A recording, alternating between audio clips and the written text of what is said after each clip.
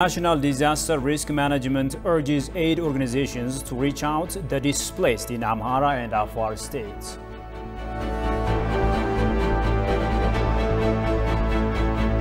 And UN team fails to reach Aksum to investigate alleged killings because of TPLF.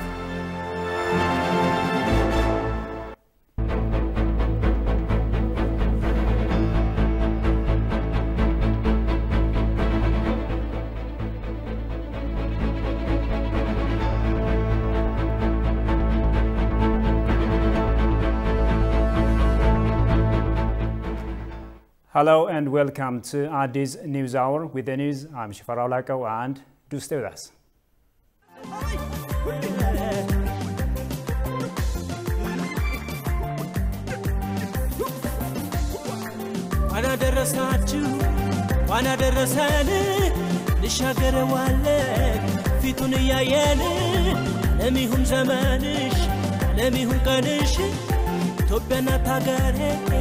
وانا درساش አዲስ ነው እለቱ ሲነጋ ለሊቱ ሰላም ነው ፍቅር ያውዳመት ነገር ወንድሜ እህቴ ተጫውቺ በሞቴ ጭንቀቱን ትተና The Commissioner for the National Disaster Risk Management Commission, Mitiku Kasa, has called upon international aid agencies operating in Ethiopia to reach out to people who are in need of support in Amhara and Afar states.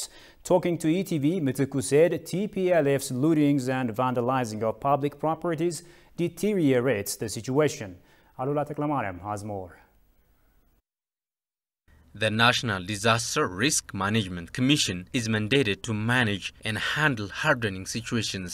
In an exclusive interview with ETV English, Commissioner Mitiku Kasa called upon international aid agencies operating in Ethiopia to reach out people who are in need of support in Amhara and Afar regional states. As long as they have been working with the government of Ethiopia, they have to fulfill their mandate. They have to show their solidarity with the government of Ethiopia and try to mobilize resources, address without any hurdle to the needy people in their condition in Amhara regional state as well as in Afar. They have to show the same commitment they have been showing in Tigray regional state. The commissioner said the government established emergency collection center to reach out the recently displaced people in Afar and Amhara regional states. So that to the end we have established emergency coordination center ECC at Bahar Dar and Incident Command Post at Dase and Gondar, through which we will be able to coordinate the overall effort of all UN agencies, bilateral and international NGO, including federal ministries and regional bureaus, to address the needy ones in North Wollo, Wagamara and North Gondar. Mitiku said TPLF's looting and vandalizing of public properties deteriorates the situation in those regions. Well, as far as TPLF is concerned, it is not abide to the international humanitarian law.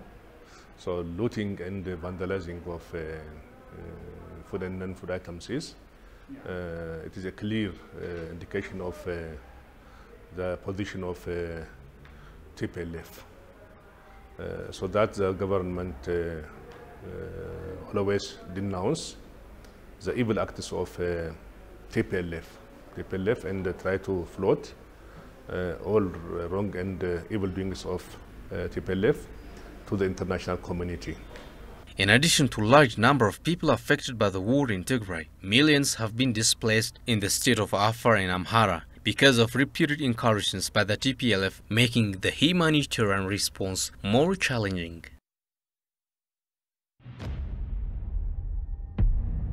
አንዳንድ ጊዜያት እንዳውሎ ነፋስ ናቸው ሞገዳቸው ይበረታል አንዳንድ ጊዜያት ወጀብ አላቸው ማዕበላቸው ይገዝፋል አንዳንድ ጊዜያት እሳት ናቸው ወላፈናቸው ያንላል አንዳንድ ጊዜያት የጦርነት ናቸው የጦፈ ፍልም ውስጥ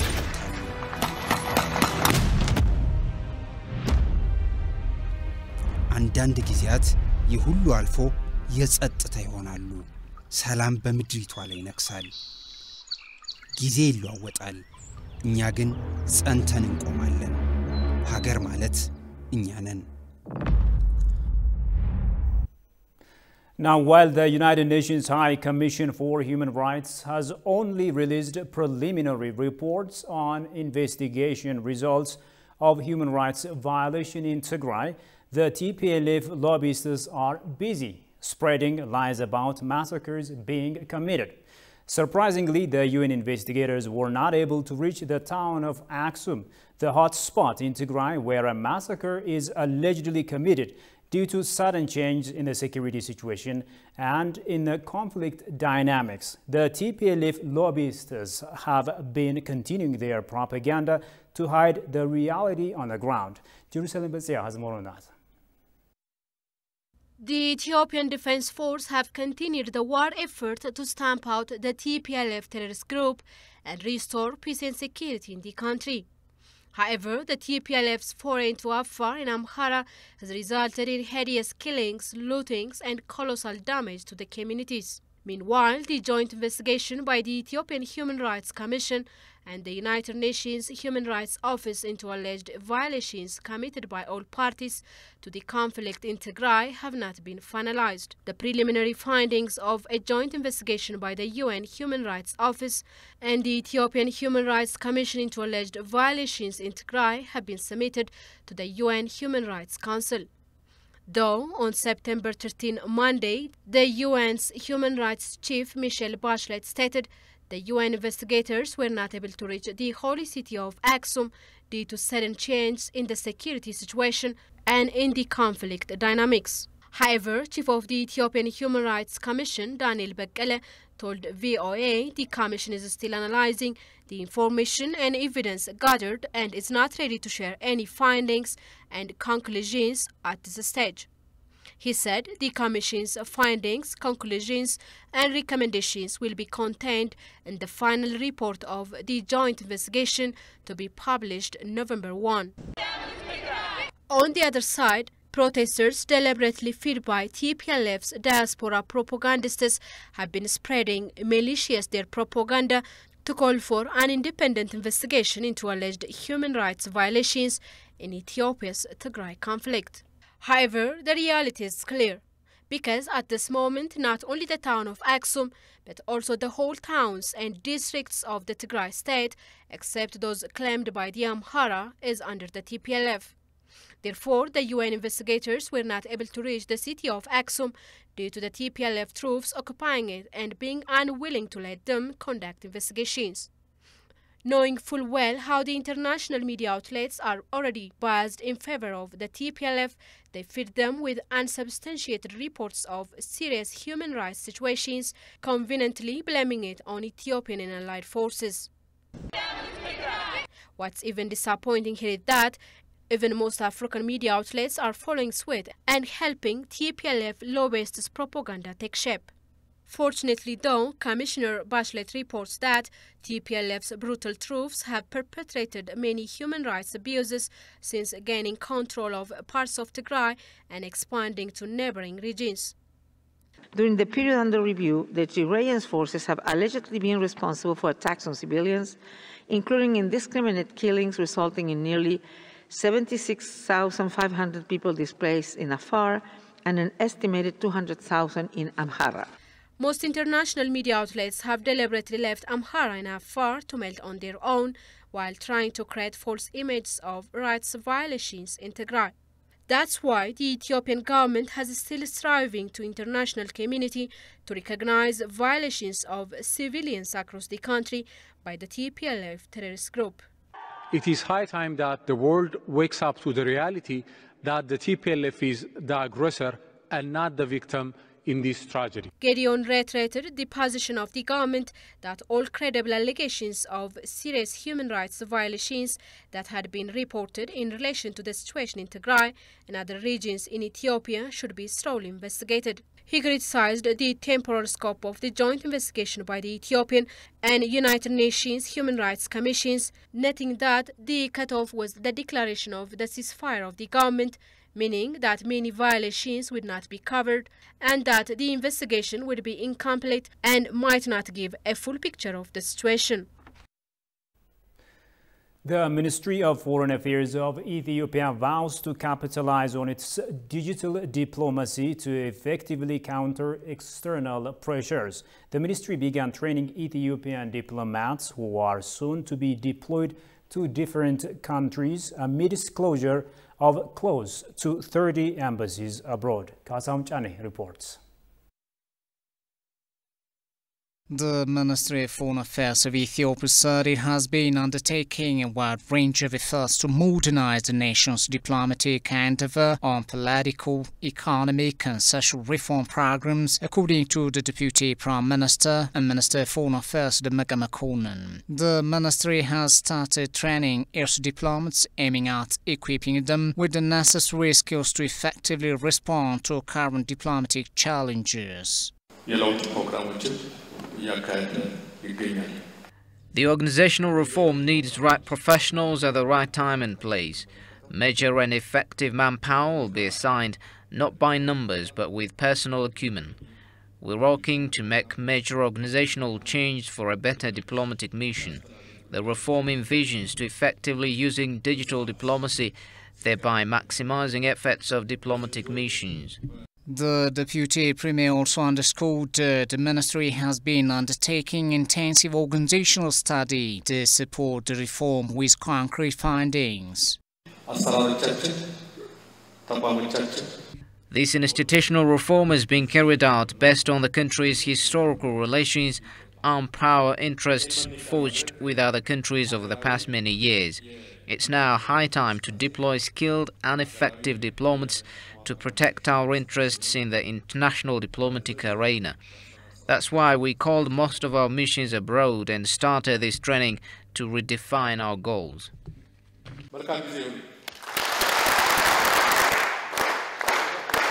Olu Abdi, president of the Africa Leadership Excellence Academy, on his part said on the occasion that education and training activities are underway to produce qualified diplomats and leaders to make Ethiopia effective in spearheading its diplomatic ties with the rest of the world. The Cuban ambassador to Ethiopia says U.S. intervention in Ethiopia's domestic affairs is against international law and UN Charter.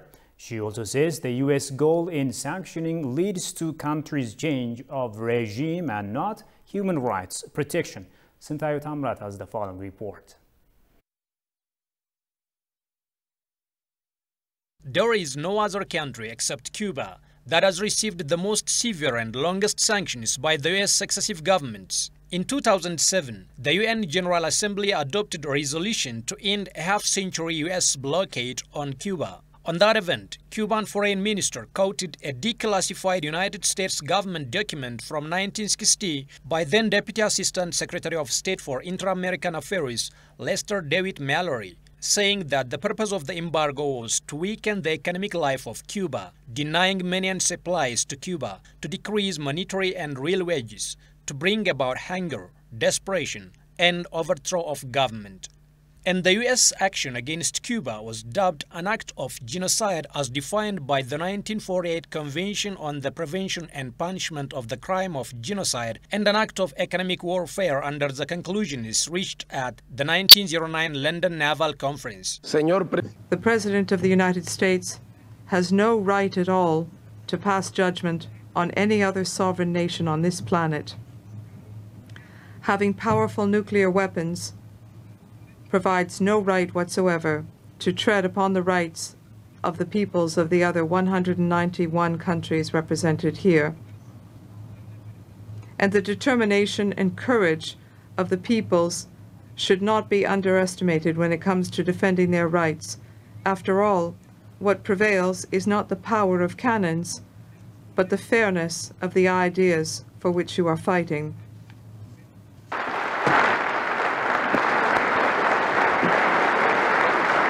In this context, Cuban ambassador to Ethiopia Vilma Thomas told ETV English that the blockade that has been hugely violating rights of the Cuban populations has brought huge impact on the life of Cubans. In the last 2 years during the pandemic, you have seen also the cruelty of the blockade, because it has impact in Cuba's ability to fight against the pandemic. No regulations were lifted of the blockade during the time of the pandemic, and even more regulations were added during Trump administration, who added 243 more measures to tighten the blockade and make our life even more difficult.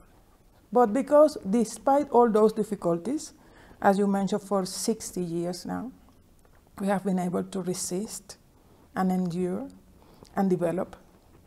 And we are very proud that although it has cost a lot, and it has been, 7 out of 10 Cubans have lived all their life under this blockade. She also says the U.S. goal in sanctioning countries leads to change of regime and not human rights protection. Actually, the blockade is the highest and the violation of the human rights of the entire Cuban people and the main obstacle to our development up to now.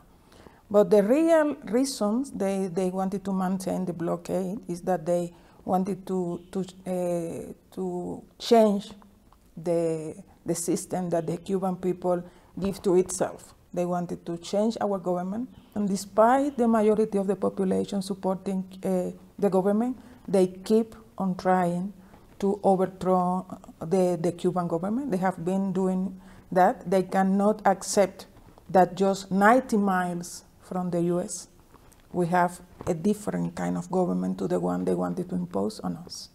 The current U.S. intervention in Ethiopia's domestic affairs is against international law and UN Charter, Ambassador Vilma Thomas said.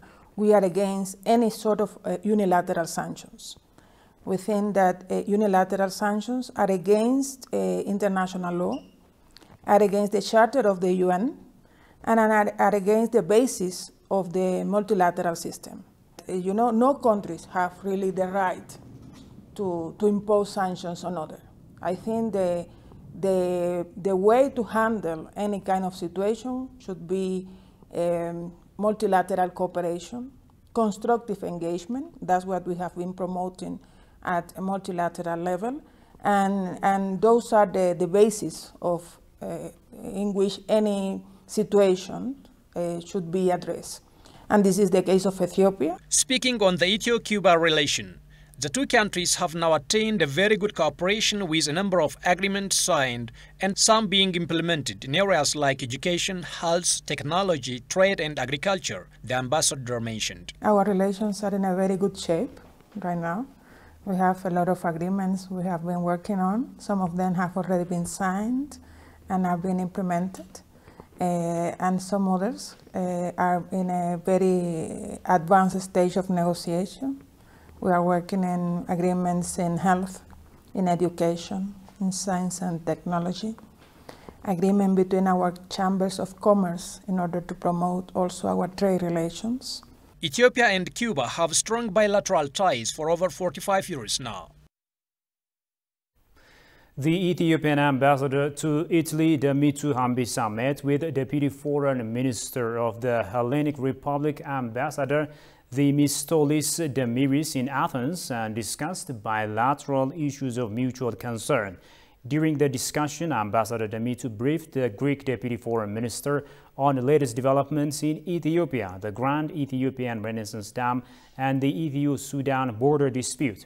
They highlighted the long-lasting bilateral relations between the two countries and agreed to work together to further strengthen the relationship.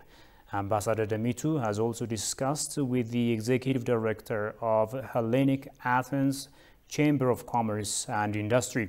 She has invited the Greek investors to tap into trade and investment potentials in Ethiopia, calling the Athens Chamber of Commerce and Industry to facilitate pre-investment tour to Ethiopia.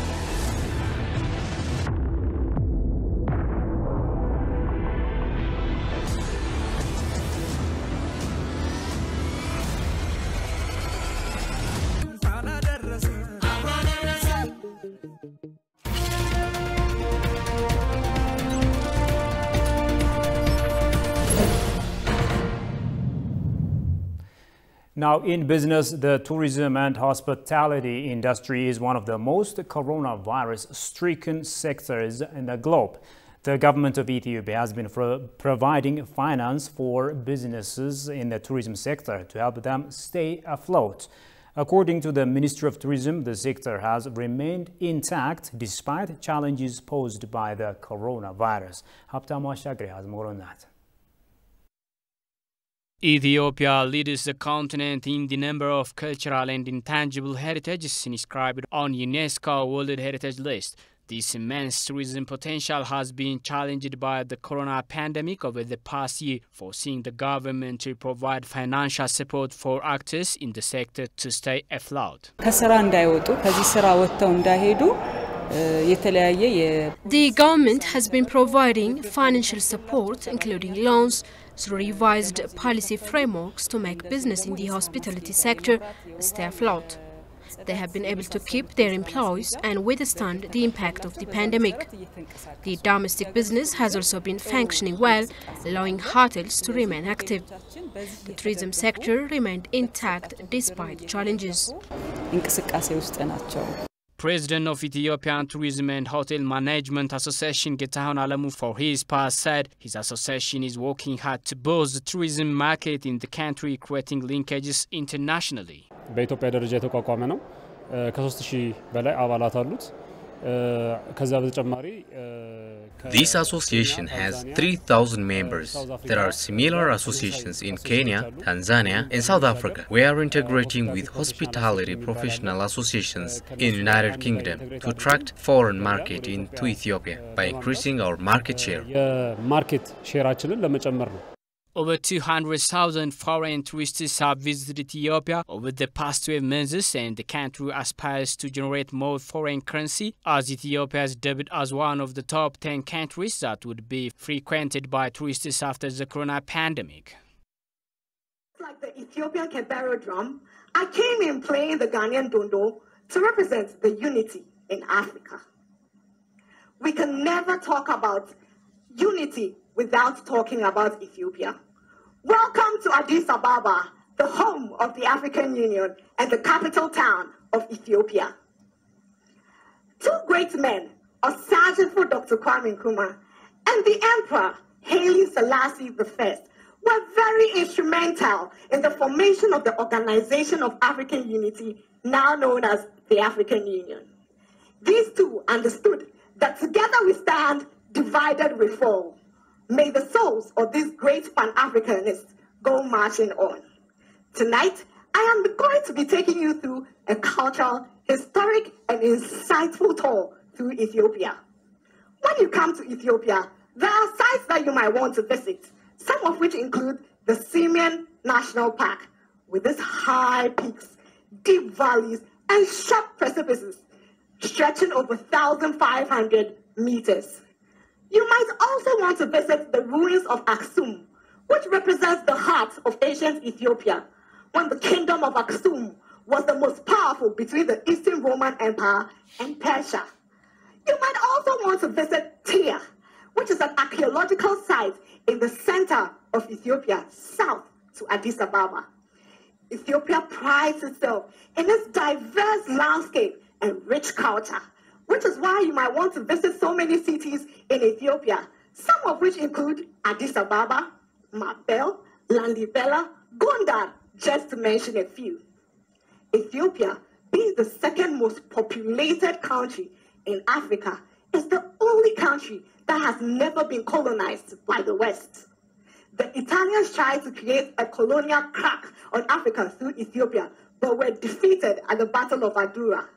They hid on the hills looking down on the valleys of Adua with their guns, bows, and arrows and defeated the Italians. Did you know that Ethiopia is the only country with a 13 calendar system? What does this even mean?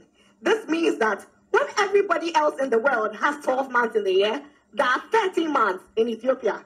This is why I'm 7 years younger, because while all of you are in the year 2021, it is still 2014 in Ethiopia. Interesting, isn't it? In fact, yesterday, September 11th, was a new year in Ethiopia. Melkam Ahmed. Finally, in our continental news, Sudan rejects 4 benchmarks proposed by the UN Secretary-General to the Security Council to assess the situation in Darfur before deciding on the lift of the weapon embargo on the Western Sudan region. The UN Security Council last February requested the Secretary-General to assess the situation in Darfur and to recommend benchmarks that can serve for reviewing the individual sanctions and weapon embargo in Darfur imposed in March 2005. On July 31st, the UN chief proposed 4 benchmarks to guide the decision of the Council on Darfur targeted sanctions, including progress on national and regional political and economic governance issues, progress on transitional security arrangements in Darfur, enforcement of National Action Plan for the protection of civilians, and transitional justice and accountability. The Security and Defense Council held a meeting on Monday to discuss this report, which points to the continued insecurity and attacks on civilians, the non-implementation of the security arrangements, clashes with holdout rebels in Jebel Mara, and the continued presence of signatory groups in Libya. However, the Sudanese ambassador rejected the call to maintain the sanctions, saying the security situation is steadily improving. The regional ceasefire has not been breached.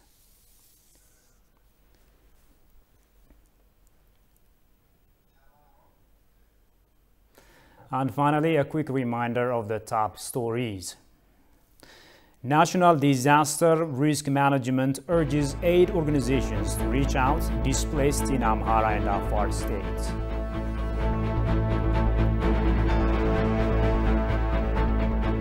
And UN team fails to reach Aksum to investigate alleged killings because of the TPLF.